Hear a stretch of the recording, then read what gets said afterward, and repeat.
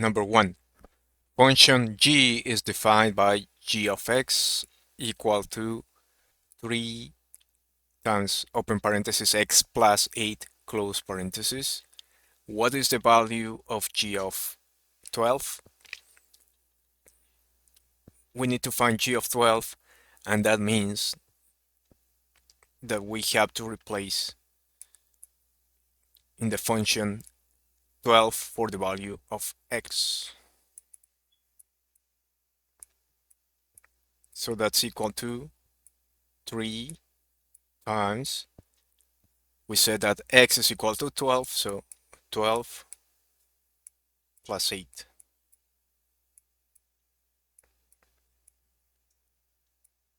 Now g of 12 is equal to 3 times the sum of 12 and 8, which is 20.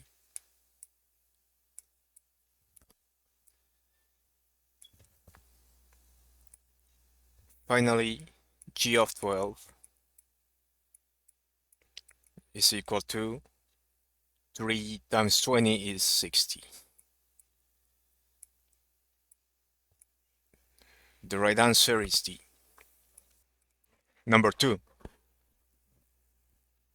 Which of the following is an equation of the line that passes through the point 0, 0, or the origin, and is perpendicular to the line shown above? So we have this line, and there's another line that passes through the origin, or the point 0, 0, and it's perpendicular to this line. We have 2 points here.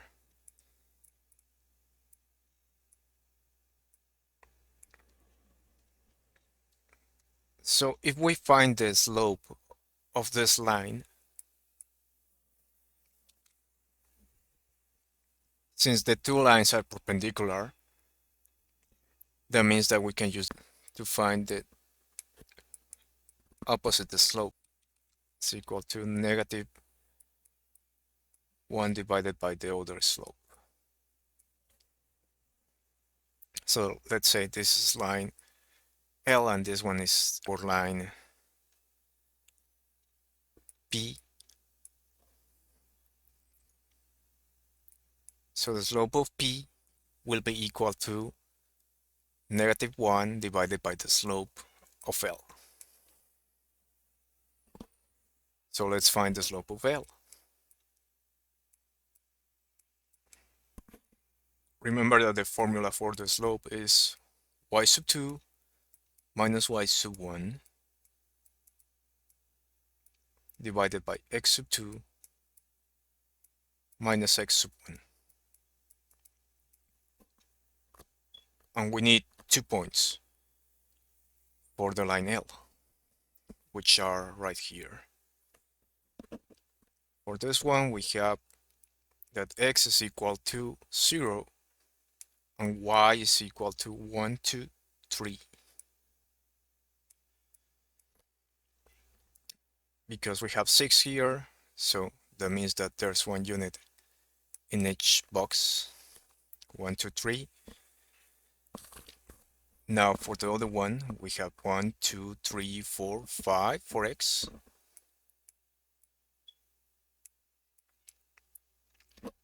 And for y, we have negative 1 because it's right there.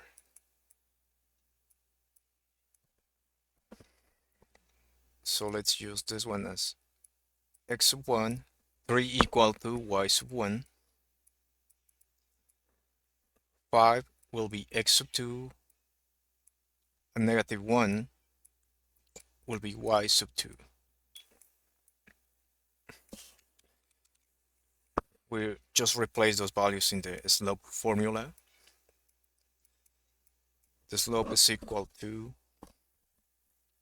y sub 2 is negative 1 minus y sub 1 is 3 divided by x sub 2 is 5 minus x sub 1 is 0.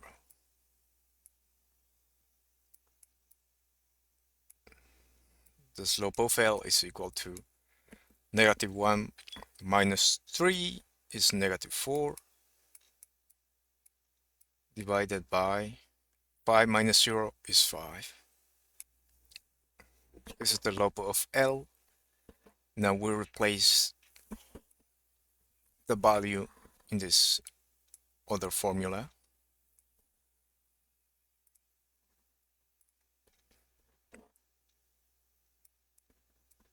The slope of P, so -1 divided by -4 divided by 5. We could multiply 1 times 5 and 1 times 4 is equal to negative times negative will become positive. We'll obtain 5 in the numerator divided by 1 times 4 is equal to 4. Therefore, this is the slope of the line P, and the equation of the line is the same as option A. Number 3. The surface area of a right rectangular prism can be found by finding the sum of the area of each of the faces of the prism.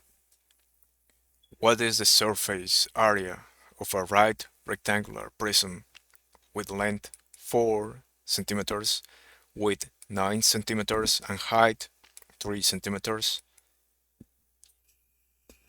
And the area of a rectangle is equal to the length times width. So we need to find the area, and the problem is stating that to the sum of the area of each of the faces of the prism. And we have 3 faces. One is 3 times 9 is 9 times 4, and finally 4 times 3.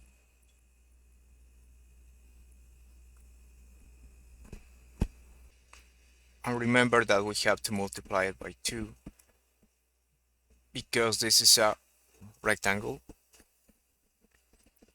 So it's equal to 2 times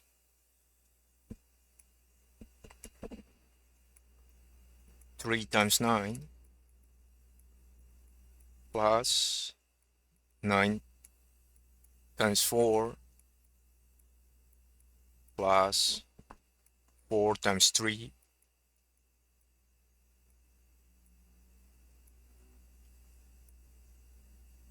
The area is equal to 2 times 3 times 9 is 27 plus 9 times 4 is 36 plus 4 times 3 is 12. Now we just have to add these 3 terms. The area is equal to 2 times 27 plus 36 plus 12 is equal to 75.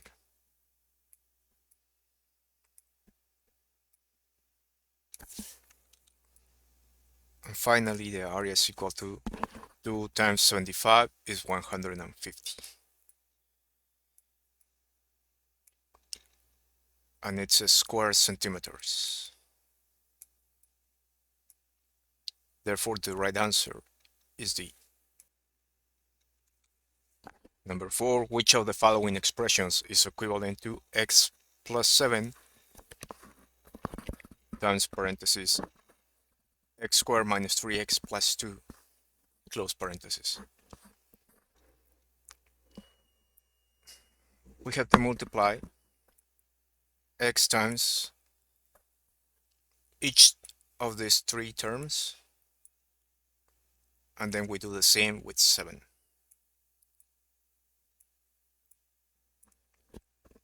X times x squared is equal to x. We have the same base. We add the exponents. We have 1 here. 1 plus 2 is equal to 3. X times negative 3x is negative 3. We have the same base, x. We add the exponents. 1 plus 1 is 2. Plus x times 2 is 2x.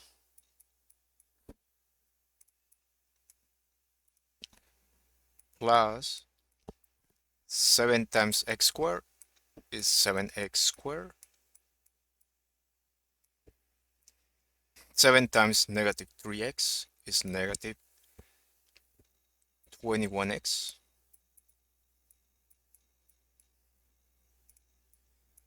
And finally, 7 times 2 is equal to positive 14.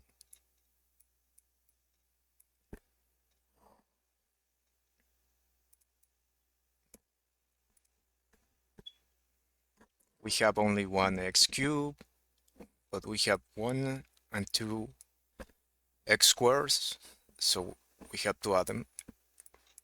1x cubed, negative 3x squared plus 7x squared is equal to 4x squared.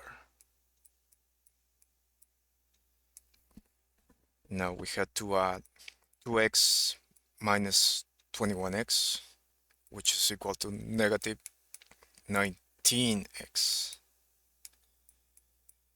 We only have 14 plus 14.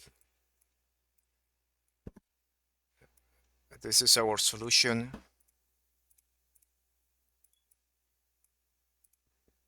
And the right answer is B.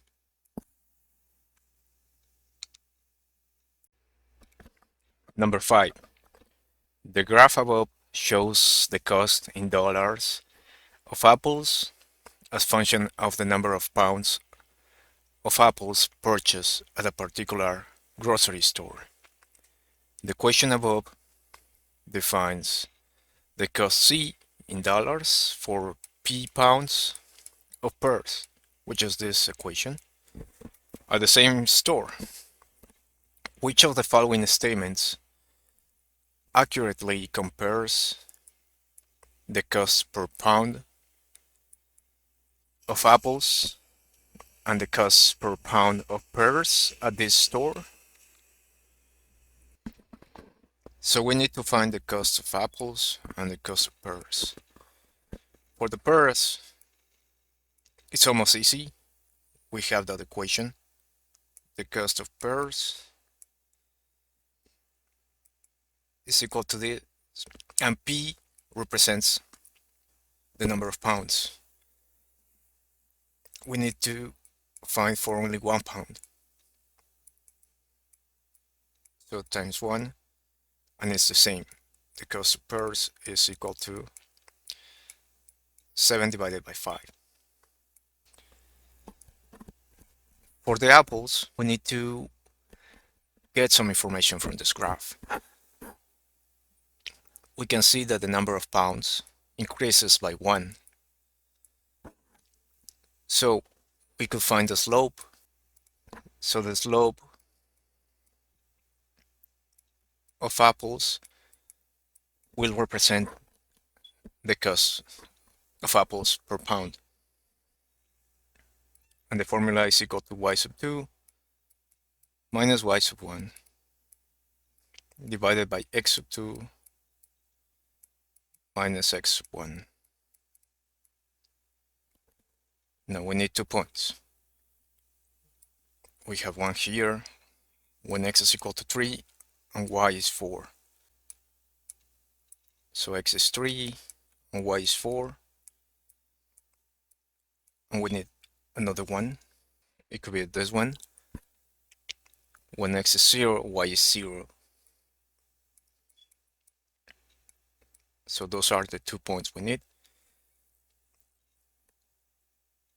And this could be x sub 1, 4, y sub 1, 0 will be x sub 2, and 0 will be y sub 2. Now we'll replace those values. The slope for the price of apples is equal to y sub 2, which is 0, minus y sub 1 is 4, divided by x sub 2 is 0, minus x sub 1 is 3. So the slope is equal to minus 4 divided by negative 3. The slope will be equal to negative times negative is positive, so we have 4 divided by 3. So this is equal to the cost of apples per pound. And we have the cost of pears. So we have to divide these fractions. And then we can compare the costs. So first for the pears, 7 divided by 5.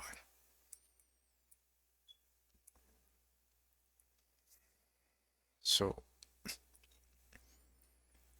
5 times 1 is 5. 7 minus 5, we have 2 left. 2 is smaller than 5, so we need to add a decimal and 1 0. What number multiplied by 5 is equal to 24. 5 times 4 is 20, so the division ends there. And now let's get the cost of apples, which is 4 divided by 3. 3 times 1 is 3. 4 minus 3, we have 1 left. Now 3 is bigger than 1. We need to add a point and a 0. So what number multiplied by 3 is the closest to 10? 3, because 3 times 3 is 9. We have 1 left. 10 minus 9 is 1 left. And we add a 0, and we'll continue doing that. 3 times 3 is 9. We'll have 1 left. We'll add a 0, and we'll continue like that. So we have the two costs. So we know the 1.4 is bigger than 1.33. So we have to rest 1.4 minus 1.33.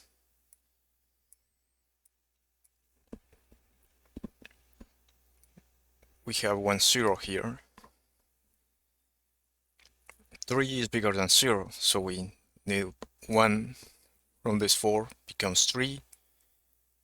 And now we have 10.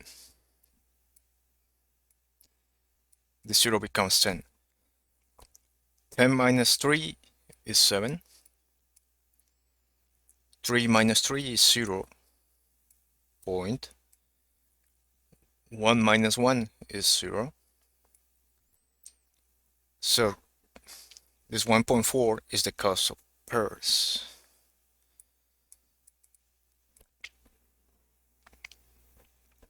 So that means that the cost of apples is 0.07 less per pound than pears. So the right answer is A. Number 6. Which of the following is the graph of a function where y is equal to f of x? Y equal to f of x means that for every value of x, there has only to be one corresponding value of y. For example, on the option A, we can see that for one value of x, let's say 1, we have 2 points for y. So x is equal to 1, and let's say that we have 1 here for y and negative 1, the other point. So for x we have 1, for y 1, and there's another point when x is equal to 1 and y is negative 1. So this cannot happen. It cannot be a because we have one value for x and we have two values for y. The same on b. For example, the y-intercept. X is equal to 0 and we have two values. One here and another one right here. And almost everywhere. Here, here, here, and that. Almost anywhere. On D, it's the same. We can see the y-intercept. There's two values for y and one for x. That means that the right answer is C, because we only have one value for x and only one for y on any part of this graph. Number 7, which of the following expressions is equivalent to 3x squared plus 6x minus 24?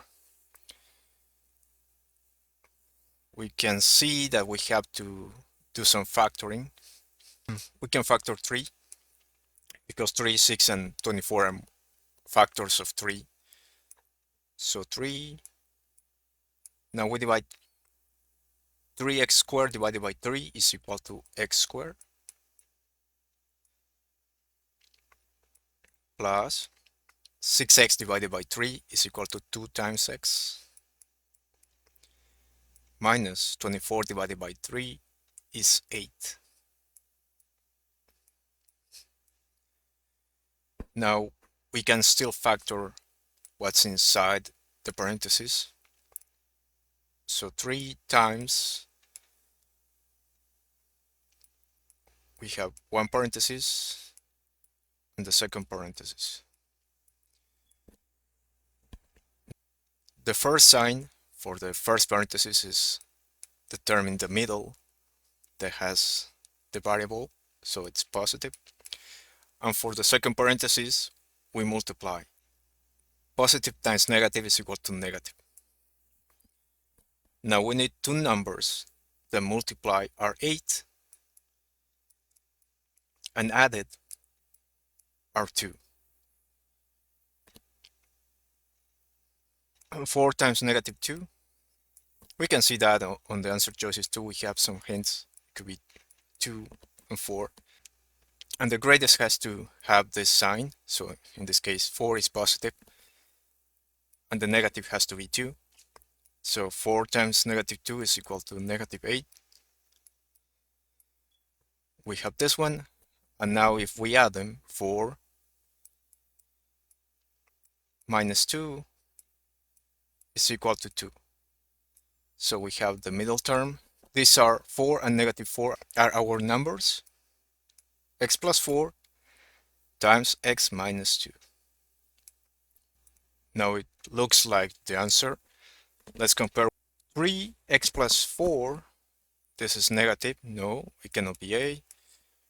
X plus 4, x minus 2. So the right answer is B.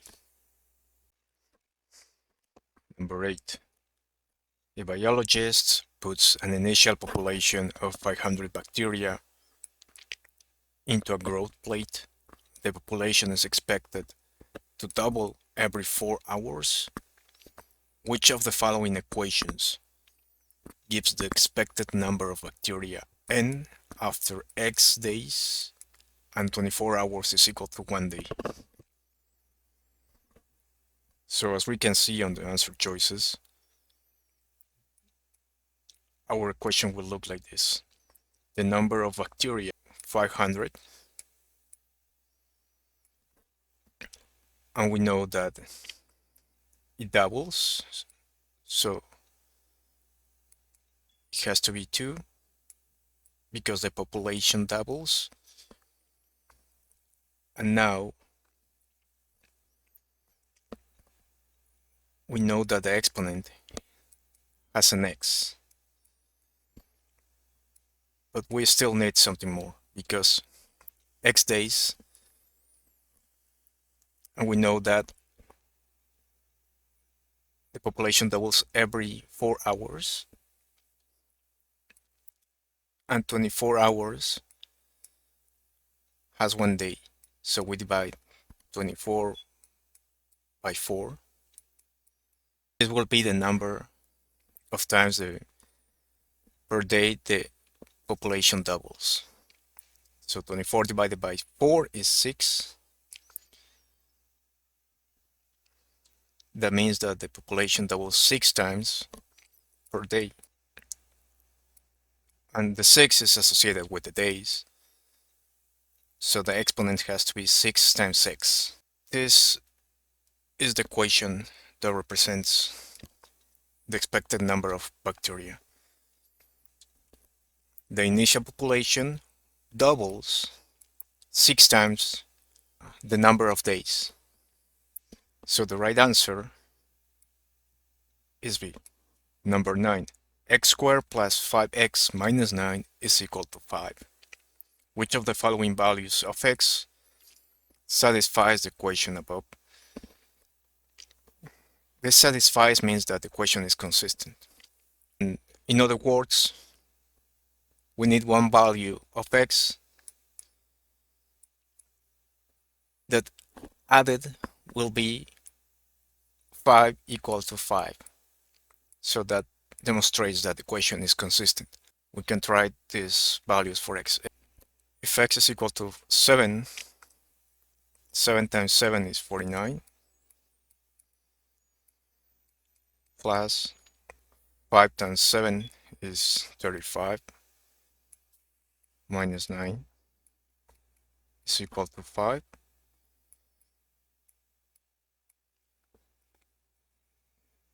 No. 49 plus 35 minus 9 is equal to 75. And 75 is not equal to 5. So it cannot be A. If x is equal to 3, 3 times 3 is 9, plus 5 times 3 is 15, minus 9 is equal to 5. We can cancel out the 9s. We have 15 is equal to 5. No. So x is not equal to 3. It cannot be B. So the next one, x is equal to negative 2. Negative 2 to the square is positive 4, plus 5 times minus 2 is negative 10, minus 9 is equal to 5. No, because 4 minus 10 is negative 6, negative 6 minus 9 is negative 15, and negative 15 is not equal to 5. So the right answer has to be D, but let's verify that. X is equal to negative 7. Negative 7 to the square is positive 49. 5 times negative 7 is negative 35. Minus 9 is equal to 5. 49 minus 35 is 14. Minus 9 is 5. And yes, finally 5 is equal to 5. So that means that the value of x that satisfies this equation is negative 7. The right answer is D. Number 10. The graph of y equal to f of x is shown in the xy plane below. Which of the following equations could define f of x? So we have this graph, and we have 3 points here.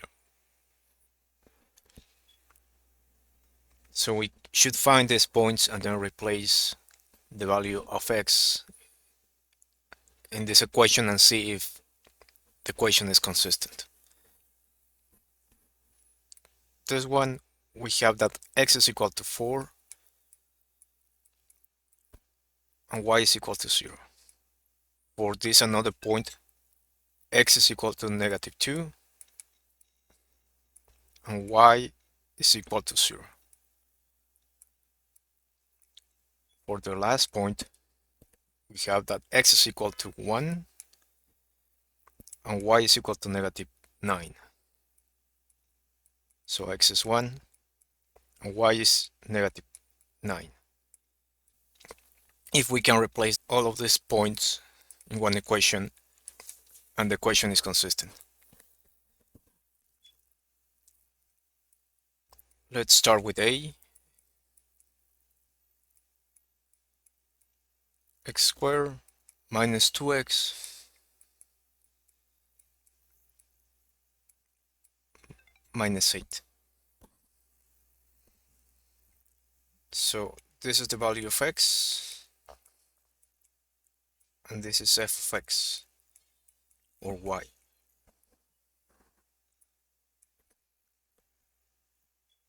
So this equation 0 should be equal to x is equal to 4. 4 to the square is 16 minus 2 times 4 is -8 minus 8. So 16 minus 8 is 8. 8 minus 8 is 0. So 0 is equal to 0. That's consistent. So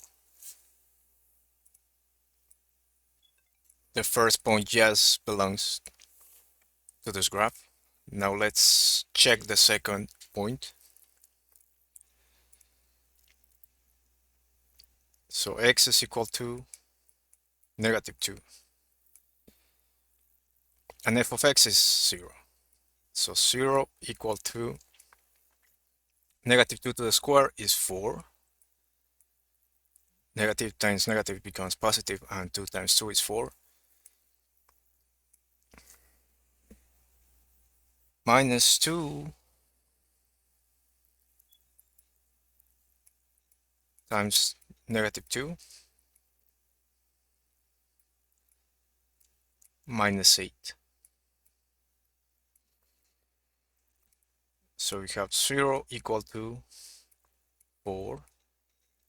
Minus 2 times -2 is positive 4.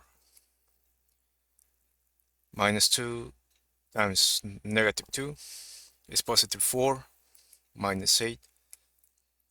So we have that 4 plus 4 is 8 minus 8 is 0. So 0 is equal to 0 again. That means that the equation is consistent. So let's check the last point.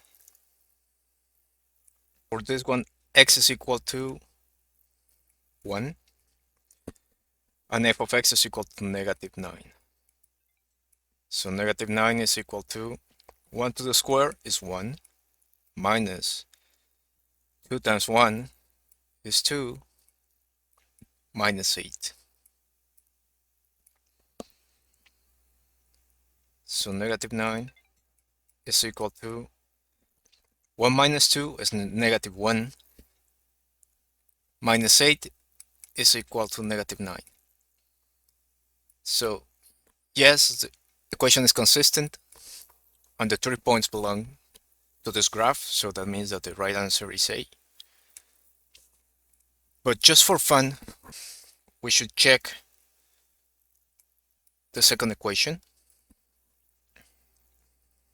So f of x, we now we try with this equation. F of x is equal to -x squared plus 2x minus 8. So f of x is equal to 0. Let's start with the first point. F of x is equal to 0 and x is equal to 4. So 0 is equal to negative 4 squared is 16. So -16 plus 2 times 4 is 8 minus 8. Is 0 equal to negative 16? We cancel out the 8. No, it's not equal, so that means that this point does not belong to this equation. Therefore, the right answer is 8. Number 11. Which of the following best describes the range of y equal to negative 2x to the power of 4 plus 7?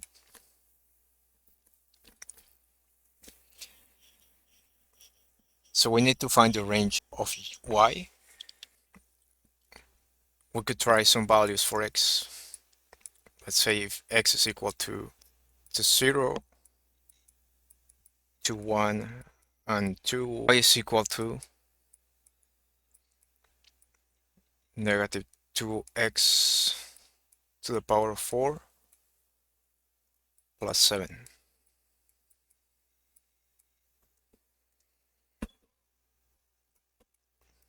Y is equal to, let's start with x equal to 0.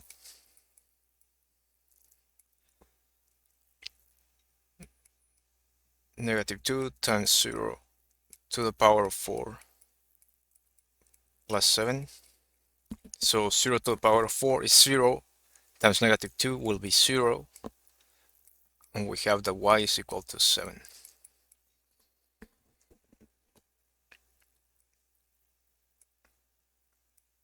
So we have this graph, and we have the value 7. So y has to be equal to 7. Now what if x is equal to 2? Y equals to negative 2 times 2 to the power of 4 plus 7. So y is equal to negative 2. 2 times 2 is 4. 4 times 2 is 8. 8 times 2 is 16 plus 7. So y is equal to negative 2 times 16 is negative 32 plus 7. So y is equal to negative 32 plus 7 is negative 25. So that means that y can have the values from 7 to at least negative 25.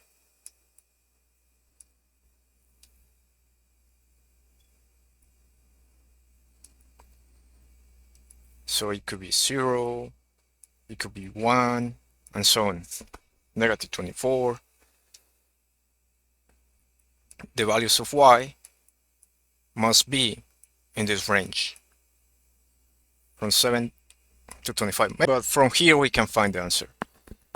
It's not all the real numbers because it cannot be bigger than 7. So it cannot be 8 or 9 or and so on. So it's not the greater than 7. No, we just said it cannot be 8 or 9 or more. Why is less or equal than negative 2? Well, it could be negative 2. It could be, yes, less, but that answer is incomplete because it can be greater than negative 2 until 7. Then the right answer is C, because y can be less or equal than 7.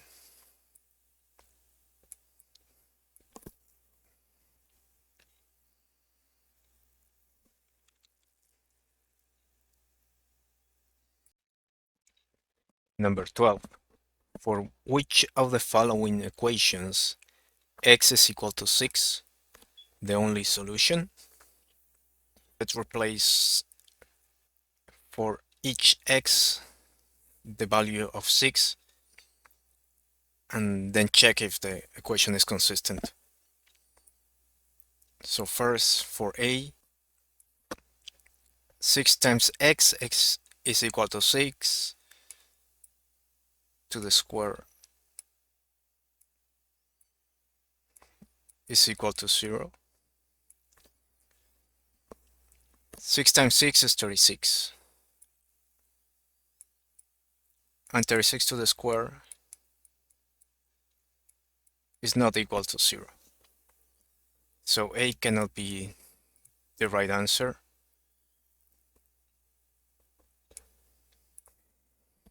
What about B? So x is equal to 6 minus 6 to the square is equal to 0. 6 minus 6 is 0. 0 to the square is 0. So everything becomes 0. And for this one, yes, 0 is equal to 0. So the question is consistent. The right answer should be B. But let's check the other. For C, we have 6 plus 6 to the square is equal to 0. 6 plus 6 is 12 to the square is equal to 0. No, it cannot be C. And what about D? For D, we can have two solutions here. X equal to positive 6 and X equal to negative 6. So we have two solutions, and we are only looking for only one solution. So D cannot be the right answer. Therefore, the right answer is B, because we only have one solution. Number 13. If f of x is equal to x squared plus 3x plus 1, what is f of x plus 2? So that means that x will be equal to x plus 2. In this function, we have to replace x for x plus 2. F of x plus 2 is equal to x squared is x plus 2 to the square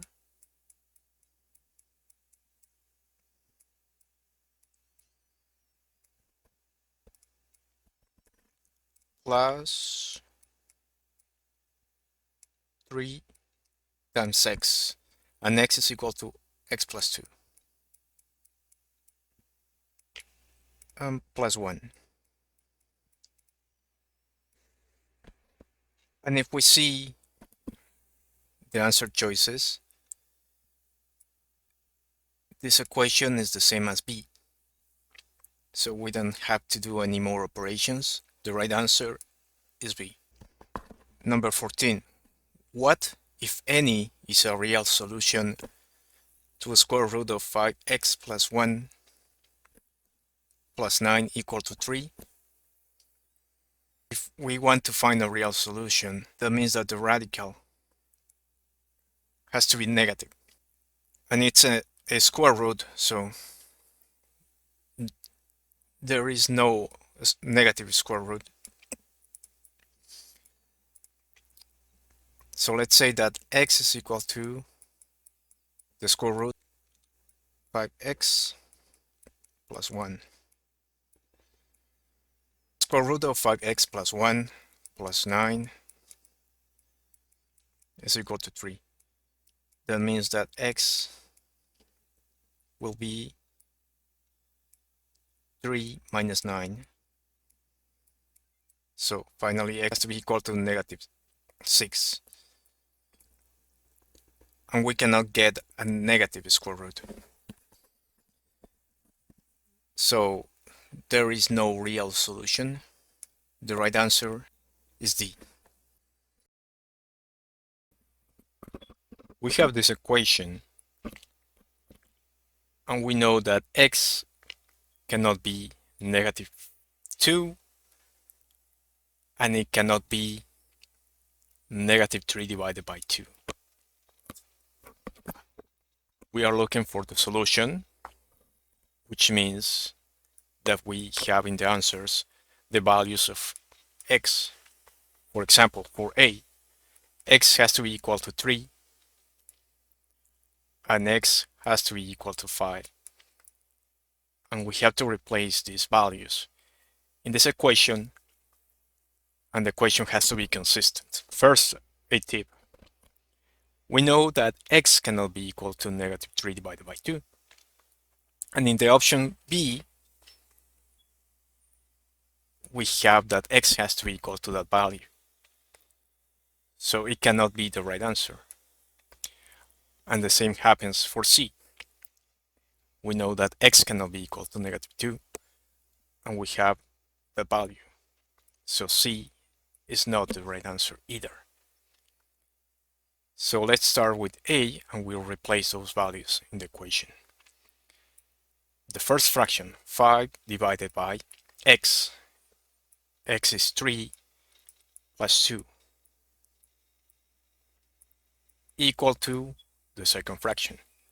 X is equal to 3 divided by 2 times x.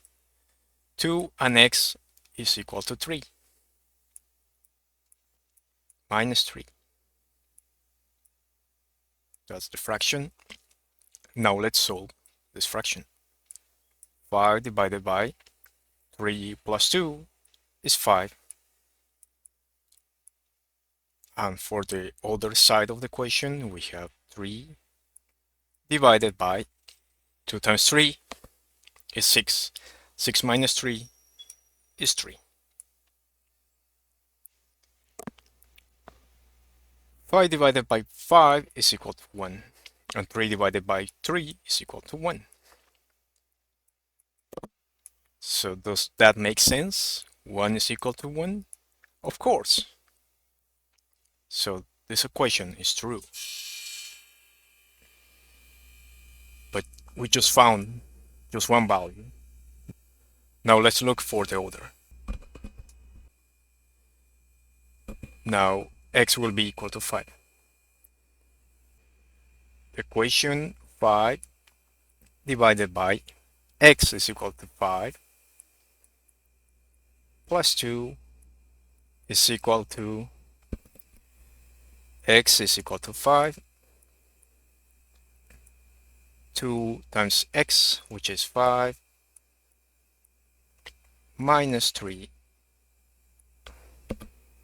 We solve the fraction. 5 divided by 5 plus 2 is 7, equal to 5. 2 times 5 is 10, minus 3 is 7. So 5 divided by 7. And is 5 divided by 7 equal to 5 divided by 7? Of course. So this equation is true. This value belongs to this equation.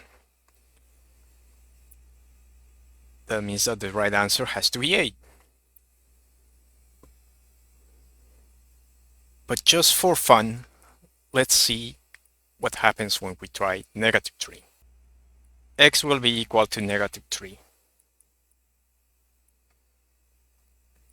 We copy the equation. 5 divided by x is negative 3 plus 2 equal to x is negative 3 divided by 2 times x is negative 3 minus 3. 5 divided by minus 3 plus 2 is negative 1 equal to negative 3 divided by 2 times negative 3 is negative 6 minus 3. Minus 6 minus 3 is negative 9. So let's solve this fraction. 5 divided by negative 1 is the same as negative 5, because this sign should be here. And any number divided by 1 is the same number. Equal to, we have -3, and we said that the denominator is -9. Negative times negative is positive, so the answer has to be positive. We can divide by 3. 3 divided by 3 is 1. 9 divided by 3 is 3. So positive 1 divided by 3. Now, is it equal to -5? No. No way. So D is not the right answer. Number 16. We have two triangles, JQL and PQR. We know that angle J is congruent to angle P. J is congruent to angle P. And we need to prove that these two triangles are congruent. There are some rules to determine if a triangle is congruent. For example, we have the side. If all sides are equal, which in this case we cannot know.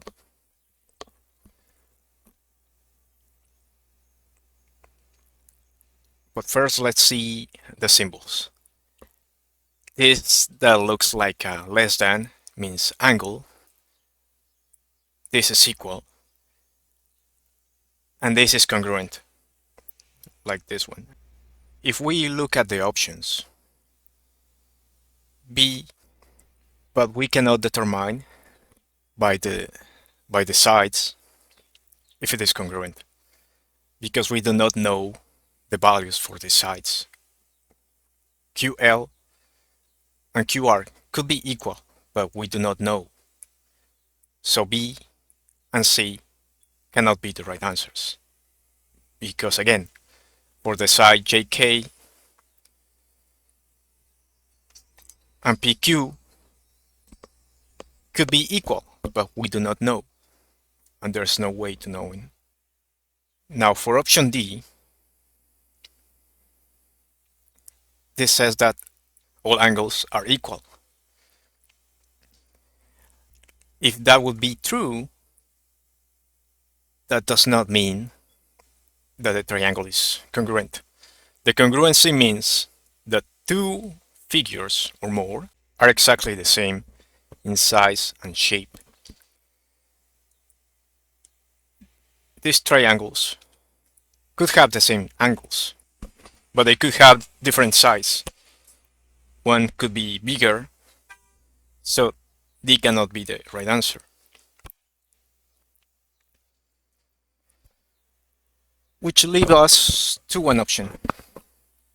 So we know J is congruent to P, and angle L is congruent to angle R. And then we need one side that is next to one angle that we know that is congruent, which is PR. This side is equal to JL. And that's one way of proving that this triangle is equal, because we have two angles that are congruent and one side that is equal. The right answer is A. In the function f of x equal A, open parenthesis, x plus 2, close parenthesis, x minus 3, close parenthesis, to the power of b. A and b are both integer constants, and b is positive. So we know that b is positive. If the end behavior of the graph y equal to the function is positive for both very large negative values of x and very large positive values of x, what is true about A and B. So in other words, we need to find either if A is positive or negative, and if B is either even or odd. And we know that B is positive, so that's for certain. X has values of very large and negative numbers, so it could be like 1000. And this function has to be positive.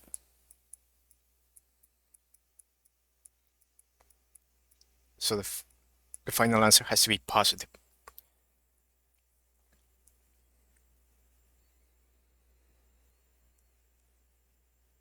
So that means B is positive.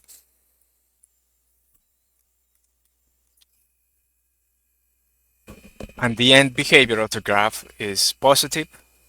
It's positive for both very large values of x, either positive or negative. So we need to replace just the sign to make it easier. So the function,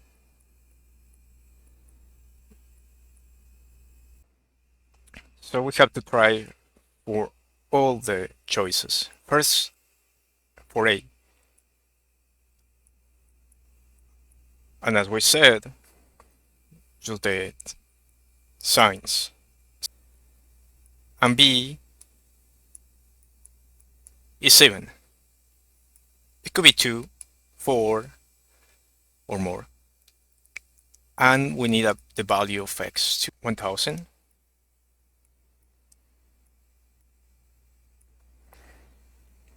So let's replace those signs in this function. A is negative. X is 1000. 1000 plus 2 is 1002. Just positive. So 1000 minus 3 is 997, which is still positive. So positive. 2b is 2 to the square. Positive to the square is positive. Negative times positive is negative. So this function is equal to negative times positive is negative, which does not satisfy this, that the function has to be positive. So A cannot be the right answer because the end behavior of this graph, y equals f of x, is positive. It has to be positive. So let's try with option B. For B, A is positive and B is even. Let's see. So this function A is positive. X is 1000 plus 2, 1002 is positive. X minus 1000 minus 3 is 997, which is positive. 2b to the square. B is 2, so positive to the square is positive. Positive times positive is positive. So for this one, yes.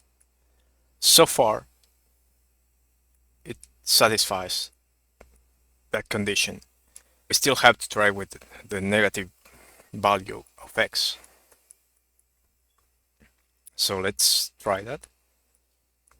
A is positive, so if x is negative, plus 2 will be negative.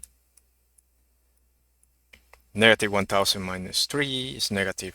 1003 is negative. And b is 2. So positive times negative is negative. Negative to the square is positive. Now negative times positive is negative. This is not allowed. So b cannot be the right answer. Now let's see for C. A is negative, so A has to be negative, and B has to be odd. It could be 3.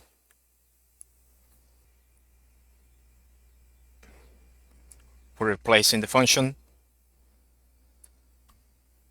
A is negative. X is 1000 plus 2 is 1002 is positive. X is 1000 minus 3 is 997, which is positive. To B, which is 3. So negative times positive is negative times positive to the cube is positive. Negative times positive is negative, so this does not satisfy. It is not positive. So C is not the right answer. So it should be D. Let's see.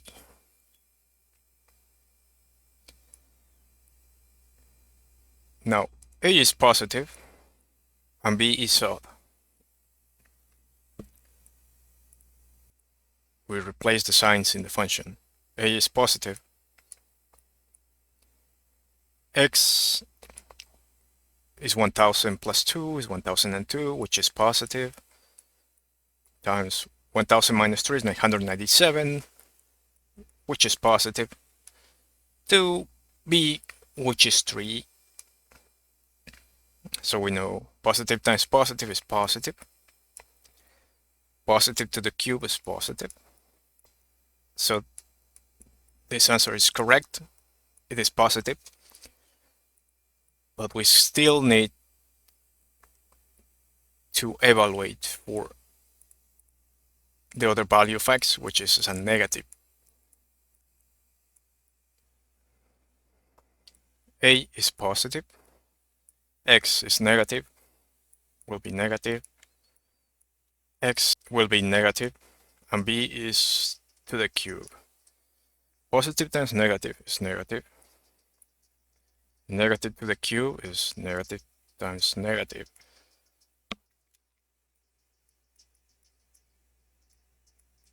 Times negative. Negative times negative is positive. Positive times negative is negative. So negative times negative is positive. And yes, that's true. So the right answer is D. Number 18. Which of the following equations is equivalent to 2 to the power of 5x equal to 7? So we have one equation that is an exponential equation, and we need to transform it into a logarithmic form, given these choices. And to do that, we have this example. We add the log,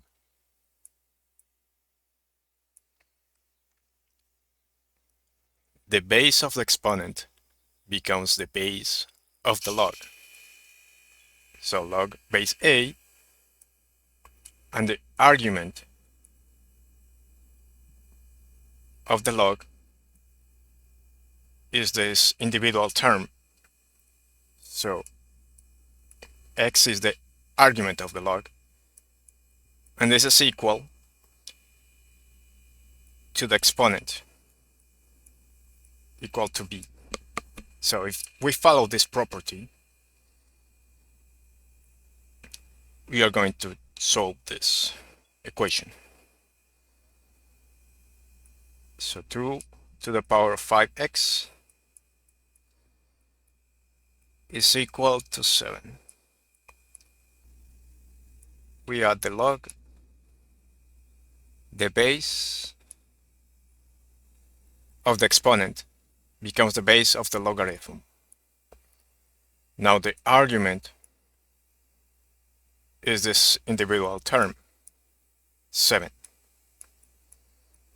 So far we have log base 2 of 7 is equal to the exponent, 5x.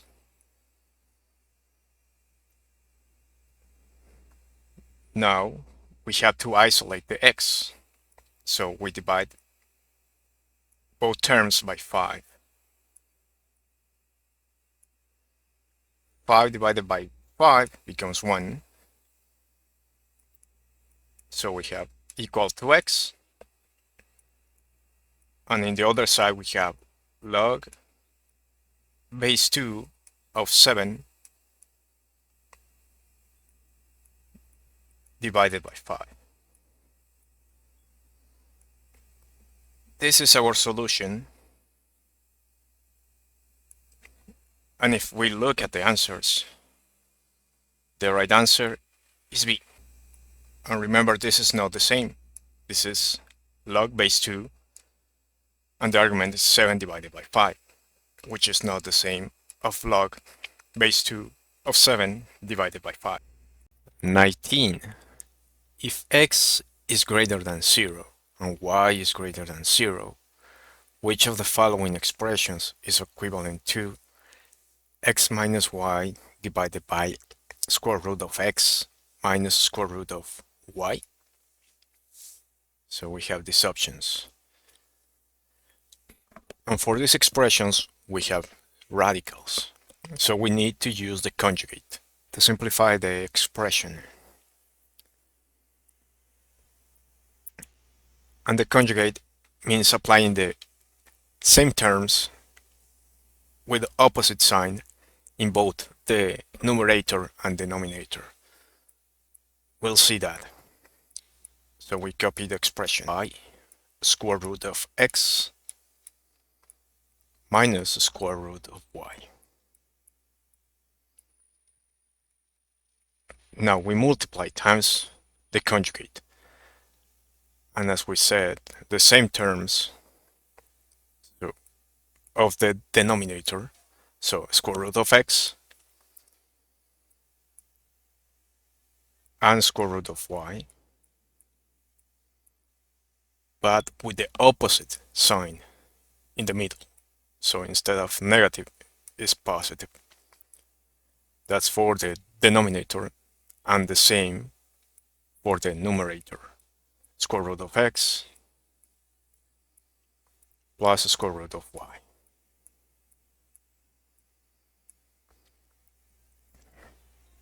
And why? Because in the end,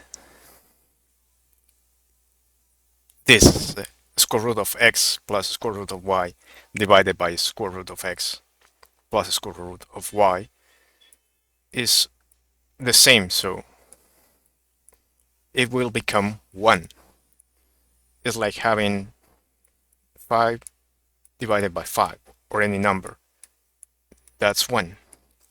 1 times the initial expression will be the same expression. Right now we can just copy the numerator, because we can simplify something from the denominator. So x minus y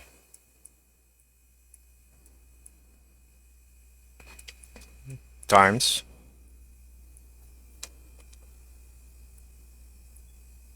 square root of x plus square root of y divided by, and here we have to multiply the square root of x, the first term, with 2 of the other terms. The square root of x times the square root of x is the square root of x squared. Now for the second term, the square root of x times the square root of y plus the square root of x times y.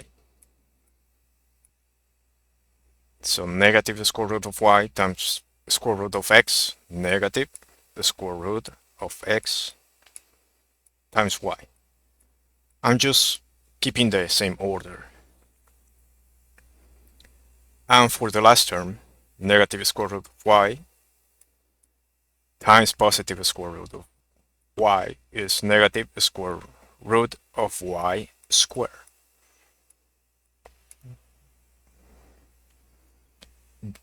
Now in the denominator we have positive square root of x times y minus square root of x times y. So this 2 cancel out. And we have x minus y times the square root of x plus the square root of y.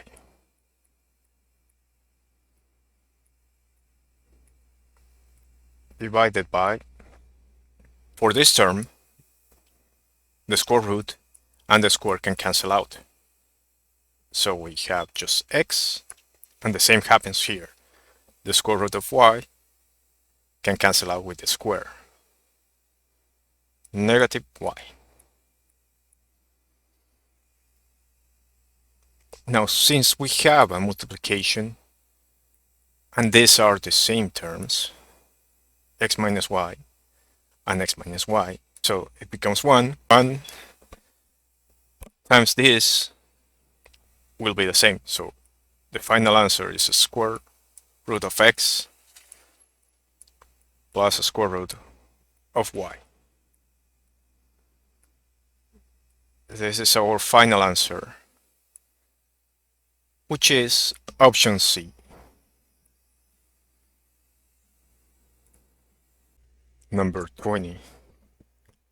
In triangle ABC, angle C is a right angle. If cos of A is equal to 5 divided by 8, what is the value of cos of B? So we have a triangle ABC. Angle C is a right angle. That means that it has 90 degrees. But this does not matter for the problem. Now we know that we have two angles more, A and B. It doesn't matter the order of the angles. This one could be A or B. And we need this formula. The cos of an angle is the adjacent side divided by the hypotenuse. And if this is A, the hypotenuse has to be 8. And the hypotenuse is the longest side of a triangle. So this is 8, and the adjacent, which is the side that forms the angle, which is here, is 5. So we need to find this other side.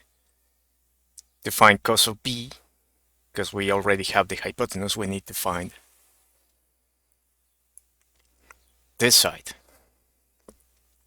And for that, since we have a right triangle, we can use the Pythagorean theorem, which is a squared plus b squared equal to c squared. And c is the hypotenuse. So we're going to replace these values. So this 5 could be A or could be B. It doesn't matter. So we'll say that it is A, so 5 to the square plus B will be X equal to the hypotenuse, which is 8 to the square. 5 to the square is 25 plus X equal to 8 to the square is 64. So this 25 goes to the other side with a change sign. So X is equal to 64 minus 25. Finally, X will be equal to 64 minus 25 is 39. Oh, this is x squared. X squared. Now we have to get rid of this square. So we can use the square root to both terms. The square root will cancel out with the square, and we'll have x equal to square root of 39. So this is the value of x, square root of 39. And now, since we have the adjacent side and the hypotenuse, we can find cos of p. Cos of angle B is equal to the adjacent side, which is the side that forms the angle, the square root of 39,